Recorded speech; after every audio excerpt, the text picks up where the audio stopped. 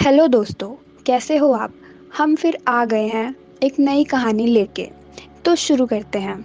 दोस्तों, क्या हो अगर एक दिन अचानक से पूरी दुनिया में सुनामी आ जाए और तेज तूफान पूरे शहर को ही तबाह करने लगे और इतनी ठंडी हवा चलने लगे जिससे सब कुछ पल भर में ही जमने लगे। क्या मानव जाति ऐसे में सरवाइव कर पाएगी? कुछ ऐसा ही होता है हमारी आज की इस कहानी में। तो चलिए देखते हैं कि क्या इंसान इस तरह के हालातों में सरवाइव कर पाएंगे या फिर नहीं। तो कहानी शुरू होती है और हम जैक को देखते हैं, जो कि मौसम की जानकारी के लिए अंटार्कटिका की बर्फ को इकट्ठा कर रहा होता है। तभी यहाँ पर बर्फ टूटने लगती है और जैक का पार्टनर जॉसन बर्फ में गिरने लगता है। तभी जैक और उसका दूसरा साथी फ्रैंक जॉसन को बचा लेते हैं, मगर जैक की गई रिसर्च बर्फ की दरार से दूसरी तरफ जाने लगती है और यह देखकर जैक तुरंत ही दूसरी तरफ जाता है और अपनी की गई रिसर्च और बर्फ के सैंपल को लेकर वापस आ जाता है। इसके बाद जैक एक कॉन्फ्रेंस में सभी वैज्ञानिकों को बताता है कि जिस बर्फ के सैंपल मुझे मिले हैं उनसे मुझे पता चला है कि कई साल पहले धरती पर काफ़ी भयानक तूफान आया था। साथ ही जैक इन सबको बताता है कि दुनिया भर में जिस तेज़ी से गर्मी बढ़ रही है उस हिसाब से तो आने वाले कुछ 100 सालों में ही बर्फ़ पिघलने की वजह से हवा का दबाव कम हो जाएगा और इससे धरती पर फिर से बर्फ़ के तूफान आने लगेंगे और हम लोग फिर से आइस एज में पहुंच जाएंगे। यहाँ जैक सभी लोगों से आने वाले समय और तूफानों से लड़ने की तैयारी अभी से करने के लिए बोलता है, लेकिन कोई भी उसकी बातों को सीरियसली नहीं लेता और उसकी बातों को बस महज एक कहानी समझते हैं। और अब इसके बाद जब जैक अपने घर पर जा रहा होता है तो तभी उसे एक साइंटिस्ट रेप्सन मिलता है, जो कि जैक की हुई रिसर्च की काफ़ी तारीफ करता है। इसके बाद हम रेप्स के कुछ साथियों को देखते हैं जिन्हें अचानक से एक शहर में तापमान गिरने की जानकारी मिलती है, मगर वो लोग भी इस बात को ज़्यादा सीरियसली नहीं लेते। मगर अब कई और देशों में भी तापमान अचानक से गिरने लगता है और हम जापान को भी देखते हैं, जहाँ पर अचानक से तापमान गिरता है और आसमान से बड़े बड़े बर्फ़ के गोले गिरने लगते हैं, जिससे काफ़ी सारे लोग मर जाते हैं। और हमें पता चलता है कि जैक की गई रिसर्च अभी से ही सही साबित होने लगी है। अब इस तरफ हम जैक को देखते हैं, जिसे कि अपने बेटे सैम के फेल होने के बारे में पता चलता है। जैक तुरंत ही अपनी वाइफ लूसी को कॉल करता है और उससे कहता है कि आखिर सैम टॉपर होने के बावजूद भी फेल कैसे हो सकता है। यहीं पर हम सैम को भी देखते हैं, जो कि बैठा होता है और अपने मॉम डैड की बातें सुन रहा होता है। अब यहाँ पर लूसी जैक को बताती है कि जैक अपने कॉलेज की एक टीम के साथ न्यूयॉर्क जा रहा है, इसलिए कल सुबह तुम्हें यहाँ पर आना होगा और उसे एयरपोर्ट छोड़ना होगा। इसके बाद अगले दिन जैक सैम को लेने आता है और उसे एयरपोर्ट ले जाने लगता है। तभी रास्ते में जैक सैम से पूछता है कि आखिर तुम फेल कैसे हो गए। इस पर सैम जैक को बताता है कि मुझे हर सवाल का जवाब पता था और जब मैंने अपने प्रोफेसर को भी ये बात बताई तो उन्होंने जानबूझकर मुझे फेल कर दिया। यहाँ सैम और जैक की बातों से हमें पता चलता है कि सैम काफ़ी ज़्यादा इंटेलिजेंट है। अब इसके बाद सैम न्यूयॉर्क के लिए निकल जाता है। यहीं स्पेस में मौसम की रिसर्च कर रहे लोगों को पृथ्वी पर तेज़ तूफान आता हुआ दिखाई देता है। इधर सैम भी अपने दोस्त लॉरा और ब्रायन के साथ न्यूयॉर्क जा रहा था। तभी उनका प्लेन भी एक तेज़ तूफान में घिर जाता है। प्लेन का सारा सामान इधर उधर गिरने लगता है। सैम भी काफ़ी डर जाता है और अपनी दोस्त लॉरा का हाथ कसकर पकड़ लेता है, मगर थोड़ी देर बाद इनका प्लेन तूफान से बाहर आ जाता है और सब कुछ ठीक हो जाता है। सैम इन सभी चीज़ों को देखकर हैरान रह जाता है, लेकिन कोई भी इन पर ध्यान नहीं देता और यह लोग न्यूयॉर्क में चल रहे कंपटीशन में हिस्सा लेते हैं और वहाँ सवालों के जवाब काफ़ी अच्छे से देने लगते हैं। अब इसके बाद सैम, ब्रायन और लॉरा एक साथ जब पार्टी में जाते हैं तो तभी यहाँ पर न्यूयॉर्क स्कूल का एक लड़का जेडी इनके पास आता है और वह लॉरा को अपना स्कूल दिखाने के लिए उसे अपने साथ ले जाता है। लेकिन यह देखकर सैम को बिल्कुल भी अच्छा नहीं लगता और हमें पता चलता है कि सैम कहीं ना कहीं लॉरा को पसंद करता है। यही अब रात के समय रेप्सन जैक को कॉल करता है और उसे बताता है कि तुमने जो बर्फीले तूफान का अंदाज़ा लगाया था वह बहुत ही नज़दीक है। और बहुत जल्द वो तूफान यहाँ आ जाएगा। यह सुनकर जैक हैरान रह जाता है। वो ये सुनने के बाद रेप्सन को बताता है कि जैसा मौसम अब होने वाला है वैसा मौसम पिछले 10,000 सालों में कभी भी नहीं हुआ। अब इसके बाद मौसम विभाग के सभी साइंटिस्ट को लॉस एंजलिस शहर में एक बड़े तूफान आने की जानकारी मिलती है। और यह तूफान इतना तेज होता है कि इसमें सड़क पर चल रही कारें भी हवा में उड़ने लगती हैं और यह तूफान काफ़ी तबाही मचाने लगता है। और यह खबर सैम और उसके दोस्तों को भी मिलती है और फिर वो तूफान लॉस एंजलिस को पूरी तरह से तबाह कर देता है। यह देखते हुए अब सरकार सारे प्लेन्स को उड़ने से मना कर देती है और सैम अपने दोस्तों के साथ न्यूयॉर्क में ही अटक जाता है। इस तरफ दुनिया भर के सभी साइंटिस्ट फिर से एक जगह पर इकट्ठे होते हैं, जहां एक बार फिर से जैक सबको बताता है कि बर्फीले पहाड़ों के समुद्र में मिल जाने की वजह से समुद्र में नमक की मात्रा कम हो गई है और इसी वजह से यह तेज़ तूफान अब आ रहे हैं। साथ ही जैक सबको बताता है कि अब कुछ समय तक ऐसे ही तूफान आते रहेंगे। यहाँ जैक अपने दोस्त टॉम से प्रेसिडेंट को भी यह बात बताने के लिए बोलता है और तूफान से बचने की तैयारी करने के लिए बोलता है। पर टॉम जैक से कहता है कि तुम्हें पहले मुझे यह साबित करके दिखाना होगा कि तुम जो बोल रहे हो वो सब सही है, तभी मैं प्रेसिडेंट से बात करूंगा। यह सुनकर अब जैक अपनी टीम के साथ आने वाले तूफानों के बारे में पता करने में लग जाता है। इस तरफ जैक की वाइफ लूसी एक छोटे बच्चे पीटर का इलाज करती है जो कि अनाथ होता है और यहाँ पीटर का काफ़ी अच्छे से ध्यान रखती है। वहीं जैक को अब पता चलता है कि 6 से 8 हफ्तों के बीच में ही वह भयानक तूफान यहाँ आने वाले हैं और यह जानते ही जैक तुरंत ही सैम को कॉल करता है और उसे तुरंत ही ट्रेन से वापस आने के लिए बोलता है। पर यहाँ सैम जैक को बताता है कि न्यूयॉर्क में लगातार बारिश हो रही है और इसी वजह से सड़कों पर पानी भर गया है। सैम कहता है कि मैं जल्द से जल्द वापस आने की कोशिश करूँगा। अब इसके बाद जैक अपने मौसम की रिसर्च को लेकर प्रेसिडेंट के पास जाता है और प्रेसिडेंट से तुरंत ही उत्तरी अमेरिका के सभी शहरों को खाली कराने के लिए बोलता है। लेकिन यहाँ पर प्रेसिडेंट जैक की रिसर्च को सही नहीं समझते और ऐसा करने से मना कर देते हैं। उन्हें लग रहा होता है कि यह आम तूफान है जो कि बस कुछ ही समय में चले जाएगा। इस तरफ जेडी, वही लड़का जो कि इन्हें पार्टी में मिला था, वो सैम, लॉरा और ब्रायन को एक म्यूज़ियम में लेकर जाता है। यहाँ पर इन्हें एक हाथी के बारे में पता चलता है जो कि बर्फ़ के तूफान में खाना खाते समय ही जम गया था। अब इसके बाद हम आर्मी के कुछ हेलीकॉप्टर्स को देखते हैं जो कि लोगों की मदद के लिए जा रहे होते हैं, लेकिन तभी वो हेलीकॉप्टर एक बहुत ठंडी हवाओं वाले तूफान में आ जाते हैं जिससे अब हेलीकॉप्टर की पंखुड़ियों पर बहुत तेज़ी से बर्फ़ जमने लगती है और पंखी जाम हो जाती है जिस वजह से हेलीकॉप्टर्स अब ज़मीन पर क्रैश हो जाते हैं। इसके बाद जैसे ही एक सोल्जर हेलीकॉप्टर से बाहर निकलने की कोशिश करता है तो वैसे ही वो वहाँ पर जम जाता है जिससे पता चलता है कि 10,000 साल पहले आया तूफान अब दोबारा से आने लगा है।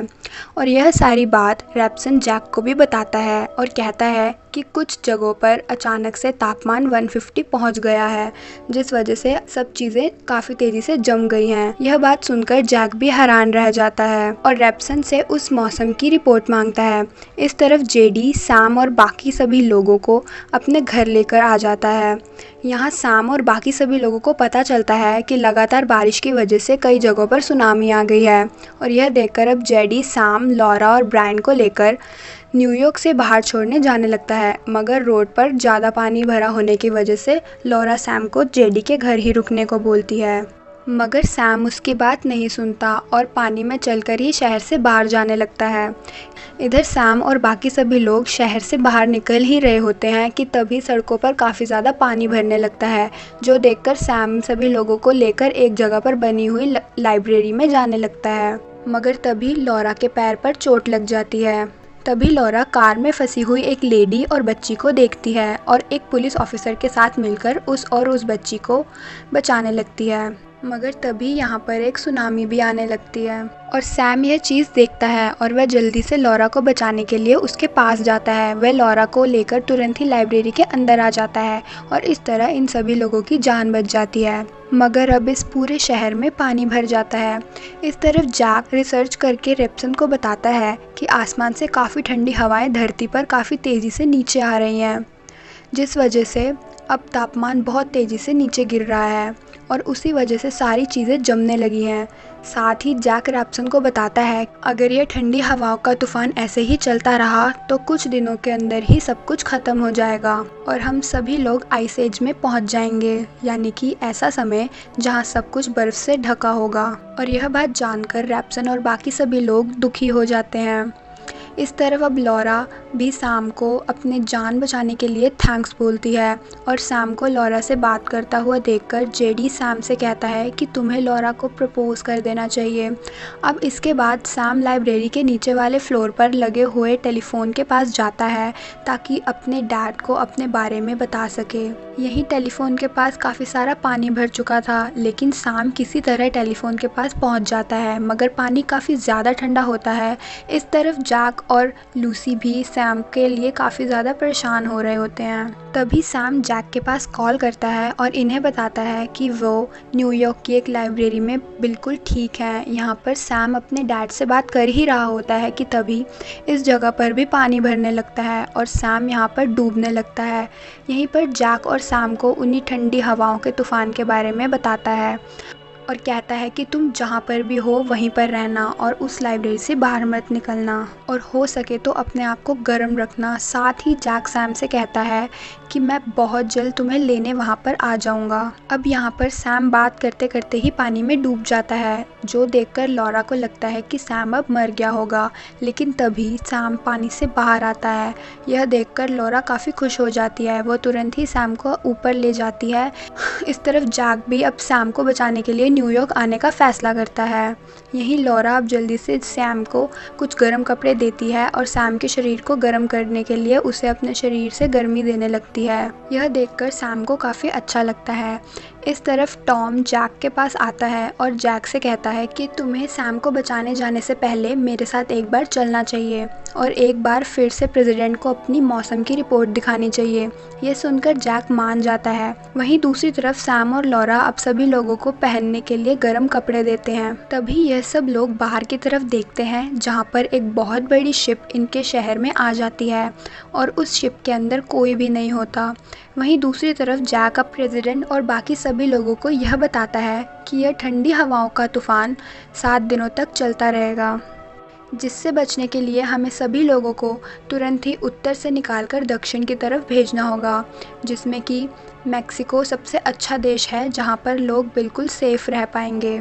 यह सुनकर प्रेसिडेंट जैक से पूछते हैं कि अब हमें उत्तर में फंस चुके लोगों का आखिर क्या करना चाहिए।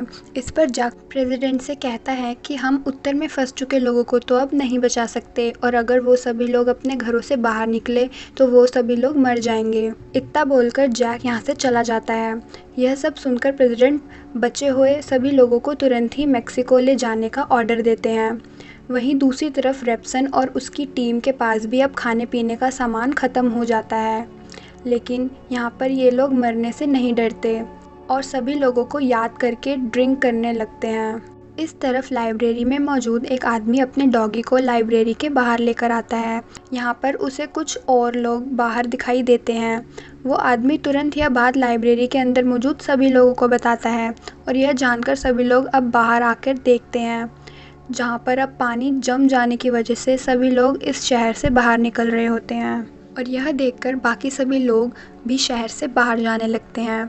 मगर सैम सभी लोगों को बताता है कि मेरे डैड, जो कि एक साइंटिस्ट हैं, उन्होंने मुझे बताया है कि ठंडी हवाओं का तूफान हमारी तरफ बढ़ रहा है और इस वजह से जो भी बाहर जाएगा वो जमकर मर सकता है। यहाँ सैम सभी लोगों को यह समझाने की कोशिश करता है कि इन्हें बाहर नहीं जाना चाहिए और यहीं पर रहकर इंतज़ार करना चाहिए, लेकिन कोई भी उसकी बात नहीं मानता और सभी लोग बाहर चले जाते हैं। मगर अब कुछ लोग सैम की बात मानकर यहीं पर रुक जाते हैं। वहीं जैक भी अब सैम को बचाने जाने लगता है। तभी फ्रैंक और जॉसन भी जैक के साथ ही सैम को बचाने जाने लगते हैं। अब ये तीनों सैम को बचाने निकल जाते हैं। यहीं काफ़ी सारे लोग अभी से अपनी जान बचाने के लिए मैक्सिको में ज़बरदस्ती घुसने लगते हैं। फिर कुछ समय बाद लाइब्रेरी में एक लेडी सैम और बाकी सभी लोगों को एक दूसरे रूम में लेकर आती है। यहाँ आकर सैम बुक्स को जलाने लगता है ताकि ये सभी लोग अपने आप को गर्म रख सकें, और अब ये सभी लोग मिलकर कुछ खाना भी इकट्ठा कर लेते हैं ताकि ये लोग कई दिनों तक यहाँ पर सरवाइव कर पाएँ। वहीं दूसरी तरफ लूसी के साथ काम करने वाली एक डॉक्टर अब लूसी को आकर बताती है कि अब हॉस्पिटल में अब हम 3 ही बचे हैं और सभी लोग यहाँ से जा चुके हैं और नीचे एक ऑफिसर हमें लेने आया है। लेकिन यहाँ पर लूसी पीटर को बिना एम्बुलेंस के यहाँ से बाहर नहीं ले जा सकती थी। इसी वजह से लूसी अपने साथी को ही अकेले ले जाने के लिए बोलती है और खुद यहाँ पर पीटर के साथ रुकने का फैसला करती है। यहाँ लूसी की साथी उसे बताती है कि मैंने पीटर को हॉस्पिटल से ले जाने के लिए एक एम्बुलेंस को भी फ़ोन किया है, लेकिन उन्हें यहाँ पर आने में थोड़ा समय लगेगा। यह सुनकर अब लूसी अपनी दोस्त को यहाँ से जाने के लिए बोलती है और अपनी जान खतरे में डालकर पीटर के साथ एम्बुलेंस के आने का इंतज़ार करने लगती है। वहीं दूसरी तरफ लाइब्रेरी में लॉरा और बाकी सभी लोग सारी किताबों को इकट्ठा करने लगते हैं। तभी लॉरा एक लड़की को बताती है कि मेरे पैर पर कुछ समय पहले चोट लग गई थी, जिस वजह से मुझे थोड़ी तकलीफ़ हो रही है। यही ब्रायन भी एक रेडियो से सिग्नल्स ढूंढने की कोशिश कर रहा था और वो सैम को बताता है कि ये रेडियो 1 मिनट के लिए ठीक हो गया था और पता चला है कि पूरे उत्तर अमेरिका में तेज़ तूफान चल रहा है और सारा शहर बर्फ में दब चुका है। वो कहता है कि ऐसे में मुझे नहीं लगता कि तुम्हारे डैड हमें बचाने यहाँ आ पाएंगे, मगर सैम ब्रायन से कहता है कि मुझे अपने डैड पर पूरा यकीन है, वो मुझे बचाने के लिए यहाँ पर ज़रूर आएंगे। यहीं जैक अपने दोस्तों के साथ काफ़ी दूर तक आ जाता है, लेकिन अभी इनकी कार एक दूसरी कार से टकरा जाती है, जिस वजह से अब जैक पैदल ही आगे बढ़ने का फैसला करता है। यहाँ पर अब यह सभी लोग पैदल ही लाइब्रेरी जाने के लिए निकल जाते हैं। अब इसके बाद हम उन लोगों को देखते हैं जो कि लाइब्रेरी से निकल गए थे और यहाँ पर इन लोगों की हालत ठंड से काफ़ी बुरी होने लगती है और कुछ लोग तो यहाँ मर भी चुके हैं। इस तरफ जैक अपने दोस्त फ्रैंक और जॉसन के साथ आगे बढ़ रहा था, लेकिन तभी ये लोग बर्फ़ में दबे हुए एक मॉल के ऊपर आ जाते हैं। मॉल का ग्लास टूटने की वजह से फ्रैंक मॉल के अंदर गिरने लगता है, मगर तभी जैक किसी तरह से फ्रैंक को गिरने से रोकता है। लेकिन यहाँ पर फ्रैंक के वजन की वजह से एक और ग्लास टूटने लगता है और यह देखकर फ्रैंक अपने दोस्तों को बचाने के लिए खुद अपनी रस्सी काट देता है और अपनी जान देकर जैक और जॉसन को बचा लेता है। यहाँ अब फ्रैंक की डेथ से जॉसन और जैक काफ़ी उदास हो जाते हैं। इस तरफ अब एक एम्बुलेंस लूसी और पीटर के पास आ जाती है और यह देखकर लूसी को काफ़ी खुशी होती है। वहीं दूसरी तरफ लॉरा की तबीयत बहुत ही ख़राब होने लगती है। सैम लॉरा के पास जाता है और उसे काफ़ी सारी बातें करने लगता है। वह लॉरा को बताता है कि मैं न्यूयॉर्क इसलिए आया था ताकि मैं तुम्हारे साथ रह सकूं। यह सुनकर अब लॉरा भी काफ़ी खुश हो जाती है और यह दोनों किस करने लगते हैं। वहीं दूसरी तरफ वाइस प्रेसिडेंट को पता चलता है कि प्रेसिडेंट की कार भी तूफान में फंस गई है और इस वजह से अब प्रेसिडेंट की भी डेथ हो चुकी है और यह खबर सुनकर वाइस प्रेसिडेंट काफ़ी हैरान रह जाते हैं। इस तरफ लॉरा की हालत भी अब ख़राब हो जाती है और उसे होश भी नहीं आता। तभी वही लड़की जिसे लॉरा ने अपनी चोट के बारे में बताया था, वह सभी लोगों को बताती है कि लॉरा ने मुझे अपनी एक चोट के बारे में बताया था जो कि उसे पानी के अंदर लग गई थी। यह सुनकर सैम लॉरा की उस चोट को देखता है जिसमें अब काफ़ी ज़्यादा इन्फेक्शन फैल चुका था और यह देखकर एक लेडी सैम को बताती है कि हम लॉरा को जल्द से जल्द एंटीबायोटिक दवाई देनी होगी जिससे लॉरा का ज़ख्म ठीक हो जाएगा। लेकिन यहाँ पर इन लोगों के पास वो दवाइयाँ नहीं होती। वहीं दूसरी तरफ कुछ साइंटिस्ट स्पेस में तूफ़ान की कुछ तस्वीरें लेते हैं और उन्हें टॉम के पास भेजते हैं, जिन्हें देखकर टॉम को पता चलता है कि 1 घंटे में बहुत खतरनाक बर्फीला तूफान पृथ्वी पर आ रहा है। यहीं इस तरफ जॉसन अचानक से चलते चलते ही बेहोश हो जाता है, जो देखकर जैक उसके पास आता है। वहीं लाइब्रेरी में सैम अब चेयर को तोड़कर अपने लिए बर्फ़ में चलने वाले जूते बनाता है और उस शिप पर लॉरा के लिए दवाइयाँ ढूंढने जाने का फैसला करता है। जो कि पहले यहाँ पर आई थी। और यह देखकर ब्रायन और जेडी भी सैम के साथ चलने के लिए कहते हैं और फिर ये तीनों किसी तरह से उस शिप पर आ जाते हैं और दवाइयों को ढूंढने लगते हैं। यही सैम को शिप पर मेडिकल रूम का डोर दिखाई देता है। यह देखकर सैम पीछे से उस स्टोर में घुसता है और उसका डोर खोल देता है। इसके बाद ये तीनों मिलकर लॉरा के लिए एंटीबायोटिक दवाइयाँ ढूंढने लगते हैं और फिर उन्हें लेकर वापस जाने लगते हैं। लेकिन तभी ब्रायन इन दोनों से शिप से खाना इकट्ठा करने के लिए बोलता है ताकि ये लोग और दिनों तक सरवाइव कर पाएं। इसके बाद ये तीनों शिप से खाना इकट्ठा करने लगते हैं, लेकिन तभी एक भेड़िया इनके ऊपर हमला कर देता है और जेडी को काट लेता है। तभी सैम उस भेड़िए को मारता है और उस रूम से बाहर निकलकर रूम को लॉक कर देता है। इसके बाद सैम तुरंत ही जेडी के पैर पर एक कपड़ा बांध देता है। यही सैम अपनी तरफ आ रहे उसी तूफान को भी देखता है और ब्रायन से कहता है कि मैं भेड़ियों को पीछे लेकर जाऊंगा और तुम जल्दी से उन्हें रूम में लॉक कर देना। इतना बोलकर अब सैम जहाज़ के पीछे से भेड़ियों के सामने आ जाता है और उन्हें अपने पीछे लगा लेता है और उन्हें एक रूम में लॉक कर देता है। इसके बाद सैम ब्रायन और जेडी को शिप से बाहर निकालता है। इस तरफ जैक भी उसी बर्फीले तूफान को अपनी तरफ आता हुआ देखता है और वो जल्दी से बेहोश जॉसन को लेकर यहाँ से भागने लगता है। वहीं सैम भी अब जेडी को एक लाइफ बोर्ड में डालकर लाइब्रेरी की तरफ जाने लगता है। तभी वो एक बिल्डिंग को हवा से जमता हुआ देखता है और यह देखकर सैम ब्रायन से जल्दी से भागने के लिए बोलता है। यहीं जैक भी अब जॉसन को बर्फ़ में दबे हुए घर में फेंकता है, खुद भी उसके अंदर आ जाता है। यहाँ जैसे जैसे तूफ़ान आगे बढ़ रहा होता है तो सारी चीज़ें जम रही होती हैं।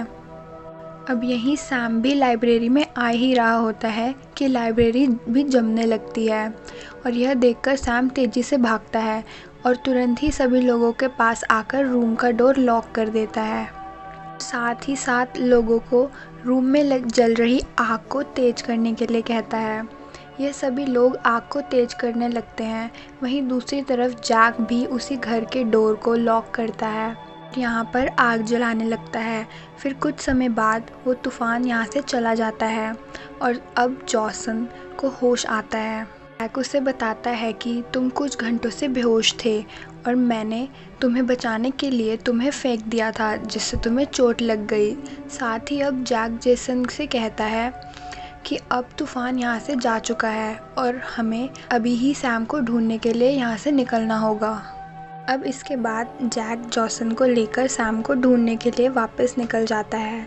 तभी इन्हें रास्ते काफ़ी सारे लोगों की डेड बॉडीज़ दिखाई देती है जो कि बर्फ़ में जम चुकी थी। अब इसके बाद रात के समय ये लोग टेंट लगाकर यहीं पर रात बिताते हैं। यहाँ जैसन जैक से पूछता है कि क्या हम सभी इंसान ऐसे ही मर जाएंगे। इस पर जैक जैसन को कहता है कि मानव जाति ने पिछले आइस एज को भी सरवाइव कर लिया था और हम इस बार भी इस चीज़ को सरवाइव कर लेंगे। यही जैसन जैक से पूछता है कि क्या सैम अभी भी ठीक होगा। इस पर जैक जेसन को कहता है कि मैंने सैम से वादा किया था कि मैं उसे ज़रूर ढूंढूंगा और मैं उस वादे को पूरा ज़रूर करूंगा। अब तूफ़ान जाने के बाद यहाँ का मौसम भी साफ़ होने लगता है और काफ़ी समय बाद यहाँ पर धूप निकलती है, जो देखकर जैक काफ़ी खुश हो जाता है और सैम को ढूंढता हुआ उसी लाइब्रेरी के पास पहुँच जाता है। जैक लाइब्रेरी के अंदर जाकर सभी लोगों को ढूंढने लगता है। वो सैम को बार बार आवाज़ लगाता है लेकिन उसे यहाँ पर कोई भी दिखाई नहीं देता। तभी जैक को एक दरवाज़ा दिखाई देता है जिसके पीछे से रोशनी बाहर आ रही होती है। जैक तुरंत ही उस दरवाजे को खोलता है और यहाँ पर सैम और बाकी सभी लोग उस बर्फीले तूफ़ान को सरवाइव कर गए होते हैं और अभी भी ज़िंदा होते हैं। यहाँ ये सभी लोग सो रहे थे। अब सैम की आँख खुलती है और सैम अपने डैड को यहाँ देखकर काफ़ी खुश हो जाता है और कहता है कि मैं जानता था कि आप मुझे बचाने यहाँ पर आओगे। अब इसके बाद टॉम जैक के कहने पर वाइस प्रेसिडेंट के पास जाता है और उन्हें जैक और बाकी सभी लोगों के न्यूयॉर्क में ज़िंदा होने के बारे में बताता है, जो सुनकर वाइस प्रेसिडेंट काफ़ी खुश होते हैं और तुरंत ही अपनी सेना को यहाँ लाने के लिए भेज देते हैं। इस तरफ लूसी और पीटर भी बिल्कुल ठीक होते हैं और लूसी को भी अब जैक और सैम के ज़िंदा होने के बारे में पता चलता है, जो जानकर वो काफ़ी खुश हो जाती है। यहीं टॉम और कुछ सैनिक जैक को बचाने के लिए अब हेलीकॉप्टर से न्यूयॉर्क पहुंच जाते हैं और यहाँ पर टॉम जैक को देखकर काफ़ी खुश होता है। इसके बाद यह सभी लोग घर जाते समय कई सारे और लोगों को भी देखते हैं जो कि न्यूयॉर्क में उस बर्फीले तूफान को सरवाइव कर गए होते हैं और अब जैक के यहाँ आने की वजह से ही सरकार को इन सब के बारे में पता चलता है और सरकार इन्हें बचाने के लिए यहाँ पर हेलीकॉप्टर्स और अपनी सेना भेजती है। यही सैम और लॉरा को एक साथ देखकर जैक भी काफ़ी खुश होता है। अब इसके बाद स्पेस में मौजूद वही साइंटिस्ट फिर से पृथ्वी को देखता है, जहाँ मौसम अब पूरी तरह से ठीक हो चुका था और हवा काफ़ी ताज़ी होती है और यह देखकर ये सभी लोग समझ जाते हैं कि पृथ्वी पर बहुत जल्द सब कुछ पहले जैसा हो जाएगा और इसी एंडिंग के साथ कहानी यहीं पर ख़त्म हो जाती है। आपको यह वीडियो कैसी लगी कमेंट्स में ज़रूर बताएं और अगली कौन सी मूवी आप देखना चाहेंगे हमें ज़रूर बताएं। Thank you.